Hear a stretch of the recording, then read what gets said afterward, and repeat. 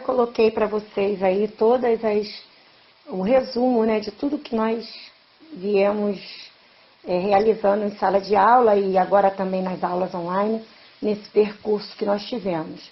Então, nós vimos toda esses tópicos aí que eu coloquei.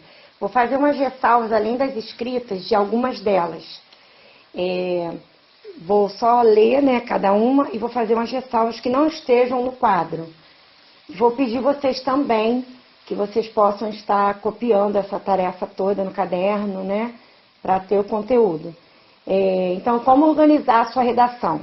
1. Identifique a proposta. Aí, ao lado, né, presente no enunciado. Como eu sempre falo para vocês, é necessário uma atenção especial lá no enunciado, que além do tema em si, que vem em negrito, eles já te dão uma proposta do que eles querem relacionado àquele tema. Número 2, identifique o tipo de texto, e aí eu fiz a ressalva, né, que no caso do Enem são dissertações argumentativas, mas nós já vimos outros tipos, né? Vimos dissertação em prosa, em alguns concursos públicos também, são textos dissertativos expositivos, principalmente em áreas específicas. Eles te dão tópicos e você tem que elaborar um texto a partir daquele momento. Agora eu vou explicar para vocês os tópicos 3 e o 4. No 3, quando nós falamos separe as ideias relacionadas, é importante lembrarmos que o excesso de informações dentro de um texto polui, entre aspas, o texto. Como eu sempre falo, nós necessitamos fazer aí tipo uma peneira de informações. Eu não posso colocar em 4 parágrafos, principalmente no segundo e terceiro, que faz parte do desenvolvimento, 50 informações. E também não posso colocar somente 2 ou 3 no texto inteiro, porque aí o texto fica sem concisão. A segunda parte que eu quero definir para vocês é a seguinte: a partir do tópico 4. Depois de separar essas ideias, é necessário que essas ideias sejam definidas em uma ordem. Ou seja, é necessário essa seleção. Eu aconselho sempre os alunos a separarem dessas ideias todas lá que foram colocadas, a proposta mais o conhecimento prévio, ou seja, o que você já sabe do assunto. E dentro dessa informação, separar as palavras-chave da proposta, porque elas têm que estar contidas em nossa introdução. Eu vou passar agora para o 6, respeite a paragrafação. Como eu venho falando sempre com vocês em aula, o ideal é que a sua redação possua entre 4 ou 5 parágrafos. Eu sublinhei, né, e passei um círculo também em volta do 4, porque o mais aconselhável são 4 parágrafos. Porque, no geral, elas te pedem 30 linhas. E aí, se você fizer 4 parágrafos, né, e cada um tiver 7 linhas, você terá aí 28 e 2 para uma subir ou descer. O ideal é que a arrumação do texto seja essa.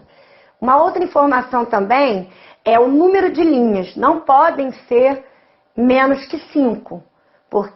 Até porque em menos de 5 linhas fica difícil você, por exemplo, no desenvolvimento, argumentar em 3 linhas. Com certeza você não vai conseguir solidificar seu argumento mediante a sua tese. E de mais a mais também, esse parágrafo necessita de 2 a 3 períodos. Eu coloco 2 porque é o que eu recomendo.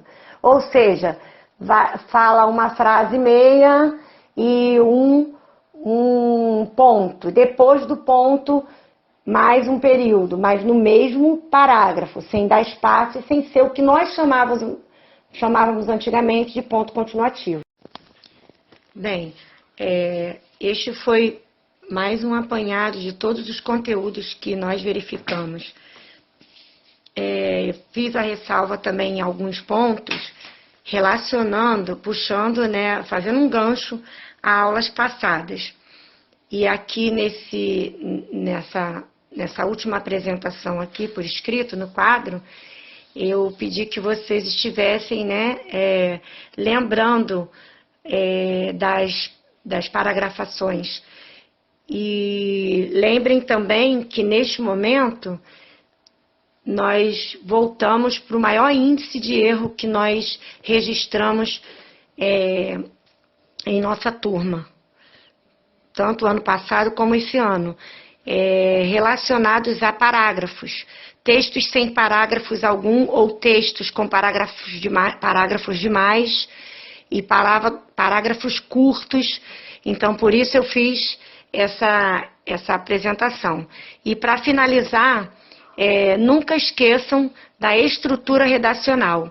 Mesmo que o seu texto seja um texto organizado, que tenha coesão, que tenha coerência, se você não seguir aquela estrutura, né, de introdução, um parágrafo, desenvolvimento, contendo as argumentações, 2 parágrafos se forem 2 argumentações, 3 se forem 3, mas vocês sabem que eu sempre recomendo só 2.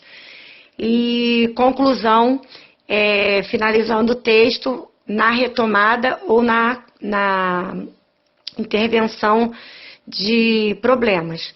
Então, fica aqui essa aula, espero que vocês tenham absolvido e também quero deixar registrado para vocês que qualquer dúvida relacionadas à compreensão do enunciado, dos textos ou de cada um dos tópicos aqui citados, vocês poderão tirar comigo em tempo hábil, né, no horário da aula de vocês,